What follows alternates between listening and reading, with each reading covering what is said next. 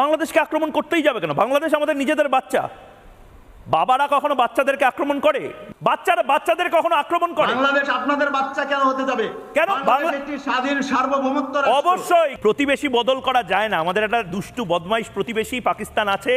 প্রতিবেশীকে আমরা সবক শেখাতে পারি। কি লাগবে বলুন, সাপ্লাই দিচ্ছি। ডিম লাগবে, সাপ্লাই দিচ্ছি 2 ঘন্টা।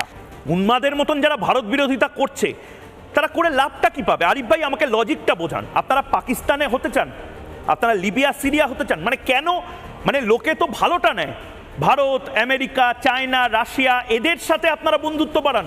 আপনারা পাকিস্তানের সাথে বন্ধুত্ব বাড়াচ্ছেন, সিরিয়ার সাথে বন্ধুত্ব বাড়াচ্ছেন। লজিকটা কি আরিফ ভাই? মহিবরঞ্জন ভাই, আমি আপনাকে অসংখ্য ধন্যবাদ জানাই এই প্রশ্নটা করার জন্য, কারণ আমার খুব আগ্রহ ছিল আপনি যেন আমাকে এই প্রশ্নটা করেন। আমি আপনার এই প্রশ্নের উত্তর দিচ্ছি যে বাংলাদেশের চারদিকে ভারত, কিন্তু ভারত কেন বাংলাদেশকে ভয় পায়? আমি সেটা জানতে চাই।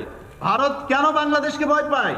বাংলাদেশকে ভয় পায় বিদায় তো, বাংলাদেশকে ভয় পায় বিদায় তো বাংলাদেশকে কে বাংলাদেশকে ভয় পায়? ভুল ভয় না পেলে ভারত বাংলাদেশকে ভয় পায় বলছেন? ভারত বাংলাদেশকে ভয় পায় বলছেন? রাষ্ট্র হতে পারে। ভারত বাংলাদেশকে ভয় পায় কি বলছেন? ভারত বাংলাদেশকে ভয় পায়?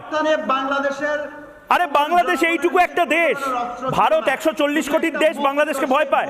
চেতিয়ে দাঁড়িয়েছিল এদেশের জনগণ। খুব মুশকিল, খুব মুশকিল। আপনারা অ্যালিস ইন ওয়ান্ডারল্যান্ড বা ঠাকুমার ঝুলিতে আছেন। 4 আগস্টের রাত্রে ভারতের কাছে হাসিনা সরকার হস্তক্ষেপ চেয়েছিল, কিন্তু ভারত সেই হস্তক্ষেপ করতে ভয় পেয়েছিল যে বাংলাদেশে যদি আমরা হস্তক্ষেপ করতে চাই, এই জাতি বীরের জাতি 71 সালে যুদ্ধ করে দিয়ে স্বাধীনতা অর্জন করেছে। না আমাকে একটা লজিক বলতে, আরিফ ভাই আপনি আমার সাথে কথা বলছেন তো, আমার একটা উত্তর দিন। আমরা ভারত আপনাদেরকে আক্রমণ অকারণে করতে যাবে কেন? আমাকে একটা কথা বলুন। আমাদের 75-76 বছরের স্বাধীন ভারতবর্ষ, মানে খণ্ড ভারতবর্ষ, যেটা অখণ্ড ভারতবর্ষ ছিল সেটা তো 3 ভাগে ভাগ হয়ে যায়। স্বাধীন যে 1947 সালের যে ভারতবর্ষ, 75-76 বছরে আজ পর্যন্ত দেখেছেন যে ভারত নিজে থেকে কাউকে আক্রমণ করেছে? বাংলাদেশকে আক্রমণ করতেই যাবে কেন? বাংলাদেশ আমাদের নিজেদের বাচ্চা। বাবারা কখনো বাচ্চাদেরকে আক্রমণ করে? নিজের লাল্লা আছে, আমাদের দেশের রাম লাল্লা আছে, আর বাংলাদেশ হচ্ছে আমাদের লাল্লা। বাংলাদেশ আমাদের বাচ্চা। বাংলাদেশকে বাবা কেন আক্রমণ করবে? বাবা মা বাচ্চাকে আক্রমণ করে? গোটা বাংলাদেশ আমার বাচ্চা, গোটা বাংলাদেশ আমাদের বাচ্চা। বাচ্চাদের কখনো আক্রমণ করে? বাংলাদেশ আপনাদের বাচ্চা কেন হতে যাবে? কেন? বাংলাদেশ একটি স্বাধীন সার্বভৌমত্ব রাষ্ট্র। অবশ্যই, কিন্তু ভারতের থেকেই তো বাংলাদেশটা বেরিয়েছে। আরে বাংলাদেশ তো মঙ্গল গ্রহ থেকে এসে টুক করে পড়েনি। বাংলাদেশ কি আম গাছ থেকে আম পড়ার মতন নাকি? বাংলাদেশ এসেছে ভারত থেকে, তা ভারতের বাচ্চা না। আমি স্নেহর সাথে বলছি, আমাদের বাচ্চা, আমাদের জান দিয়ে আমরা বাঁচাবো। যুদ্ধের মধ্য দিয়ে বাংলাদেশ স্বাধীন হয়েছে। অবশ্যই হয়েছে, পাকিস্তান রাজাকারদের বিরুদ্ধে যুদ্ধ করে। আর আপনাদের হাতে যে অস্ত্রগুলো তুলে দেওয়া হয়েছিল সেগুলো ভারতীয় সেনা প্রশিক্ষণ দিয়েছে।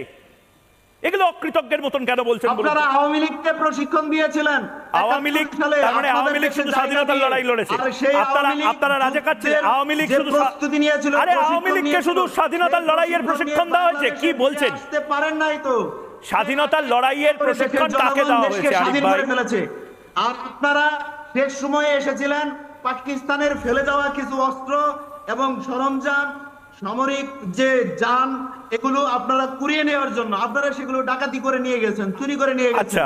এর জন্য বাংলাদেশে এসেছিলেন। আপনারা স্বাধীনতা যুদ্ধে বাংলাদেশকে সহযোগিতা করেন নাই তো, নিজেদের আখের গোছানোর জন্য বাংলাদেশে এসেছিলেন। বাংলাদেশের মানুষ এটি জানে, ভারতের জনগণ সেটি বিশ্বাস করে। আপনারাই মুখের সব বুঝলাম। আপনার বিপ্লব দীর্ঘজীবী হোক। আপনাদের কাগুজে বাঘ হওয়া দীর্ঘজীবী হোক। আমাকে একটা লজিক বোঝান। আজ আমি লজিকের জন্য টানা আপনাদেরকে জিজ্ঞেস করি, এটা কি লজিক?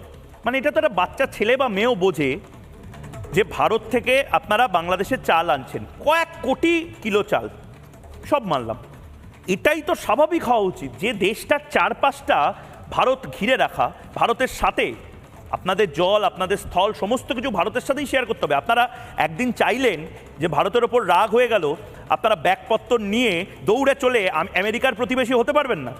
আপনাদের মনে মনে আপনারা গজওয়াতুল হিন্দ করতে চান বলে আপনারা একদিন ব্যাগপত্র তুলে নিয়ে সিরিয়ার পাশের প্রতিবেশী হতে পারবেন না। প্রতিবেশী আমরাই থাকবো। আমাদের জানেন তো, একজন প্রাক্তন প্রধানমন্ত্রী, তার জন্মদিন দুদিন আগে গেল, অটল বিহারী বাজপেয়ী, তিনি বলতেন যে প্রতিবেশী বদল করা যায় না, আমাদের একটা দুষ্টু বদমাইশ প্রতিবেশী পাকিস্তান আছে, প্রতিবেশীকে আমরা সবক শেখাতে পারি। আমি আবারও বলছি, আরেকটা ম্যাপ দেখাচ্ছি আসিফ ভাই। সঞ্জয় শাস্ত্রী ভারতের তরফ থেকে রয়েছেন, সঞ্জয় শাস্ত্রীর কাছেও যাব, কিন্তু আরিফ ভাই একটা ম্যাপ দেখাচ্ছি এবং বাংলাদেশের মানুষকেও দেখাচ্ছি। মানে এটা কি লজিক, এটা যুক্তি কি? দেখুন, চায়না থেকে, চীন প্রদেশ থেকে পণ্য, মানে ভারত থেকে পণ্য নেবে না, ভারত থেকে পণ্য বয়কট করার কথা বিএনপি নেতারা বলছেন। রুহুল রিজভী সাহেব যদি দেখেন, চায়না থেকে পণ্য নিয়ে ওই এই থাইল্যান্ড, ক্যাম্বোডিয়া হয়ে আস্তে আস্তে আস্তে আস্তে বাংলাদেশে চট্টগ্রাম ছাড়া অন্য কোথাও ঢোকে না। ভালো করে বুঝুন, 14 দিন সময় লাগে চায়না থেকে। একটা ফুল স্পিডে অত অত্যাধুনিক জাহাজেও 14 দিন মতন সময় লাগবে চায়না থেকে।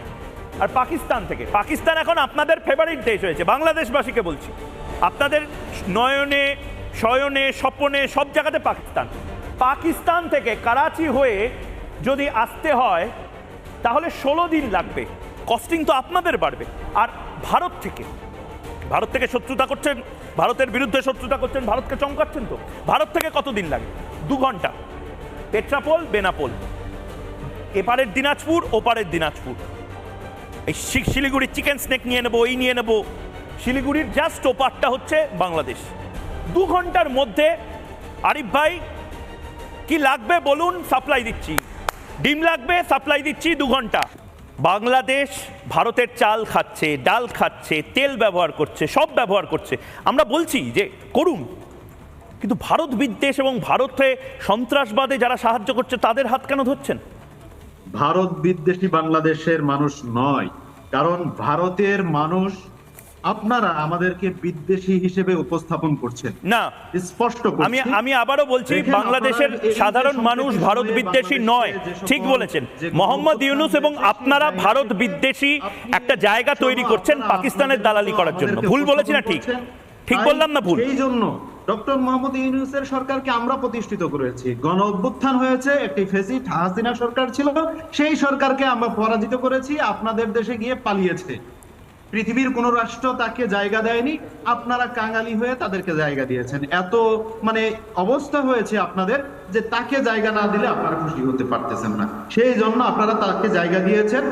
আর এই যে আপনারা বলছেন আমরা ভারত বিদ্বেষী নই, না, আমাকে একটা কথা বলুন আরিফ ভাই, সেই নীতির বিদ্বেষী আমরা।